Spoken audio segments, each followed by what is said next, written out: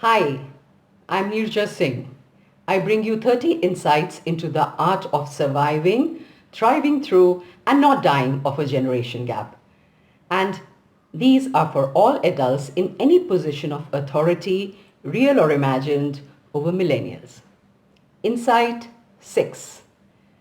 Now, if you see someone outside a cigarette shop in Delhi holding a leaf of paper against the light, don't presume it's a currency note. It could be that they are checking for the watermark of authenticity on rolling paper, what with China flooding our market with cheap imitations. Smoking a joint has become as socially acceptable as having a beer. Oh, what are you doing? Shh, shh, shh. Young people say it is a democratic, egalitarian weed loved by everyone and not just the musicians, please. But boomer parents like me are influenced by the stigma associated with cannabis. It's a dum maro dum mit jaaien hum bias. Our mind is made up. We do not want any debate. In fact, until recently, most of us did not have a clue what it even looked like. We now know a bit about the eye drops for red eyes, the namkeen packets disappearing from our pantry, about the hasher street in Paharganj, and the neighborhood paan shop.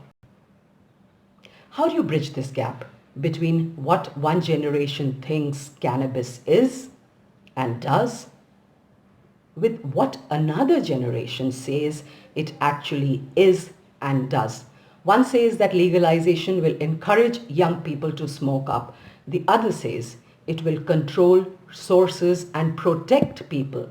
One says that it is natural and green and part of the Indian spiritual tradition. The other says there is compelling medical proof that hash can be habit forming. One says it's a sleep aid, appetizer enhancer, anxiety and pain reliever. The other believes it can lead to behavioral abnormalities, memory damage, and compromised social and occupational abilities. Now, Malawi in South Africa has become the latest country to legalize recreational use of marijuana for personal consumption. All over the world, cannabis industry, like a sleeping giant, is gently waking from its slumber. But in India, the 1985 Rajiv Gandhi NDPS, Narcotic Drugs and Psychotropic Substances Act holds. This puts traditional bhang and ganja on the same level as smack, brown sugar and the rest of it. In 2018, however, the Uttarakhand government did give permission to cultivate non-narcotic hemp. And this gave India a partial role in the global 1 trillion industry of which Europe, America and China have long been a part. It's true that both the major strains of the marijuana plant, Sativa and Indica, are native to India. In fact, during the monsoons, the plant grows wild in gardens and campuses, in some rooms too. But pot is a different drug today than it was a generation or two ago. Well, a boomer would argue its two main components, THC or tetrahydrocannabinol that gets you high and CBD or cannabidiol that regulates the high, have been manipulated into proportions designed to give you a higher high. The THC concentration is up and the non-psychoactive CBD is all but bred out. There's also a third element, cannabis sativa seed oil or hemp seed oil, said to have therapeutic and medicinal uses. Well, one has always wondered, what were Alia Bhatt and Siddharth Malhotra's characters in that movie Kapoor and Sons sharing in the loo? In one scene, the grandsons are up to something suspicious with the granddad, Rishi Kapoor. And later, while going to bed, grandson 1 tells grandson 2, Pata nahi dadu itna acha mal kahan se laye. How about the 4 female leads in Viredi Wedding? Well, what were they puffing?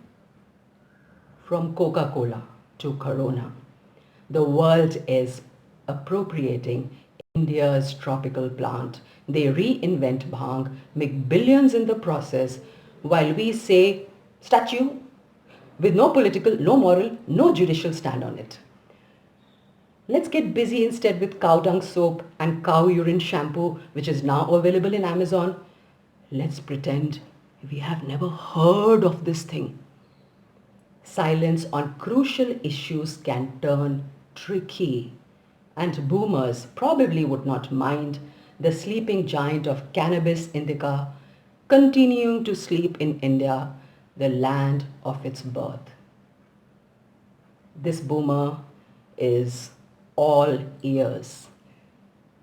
Reach me at nirjasingh.com and watch out for Inside 7.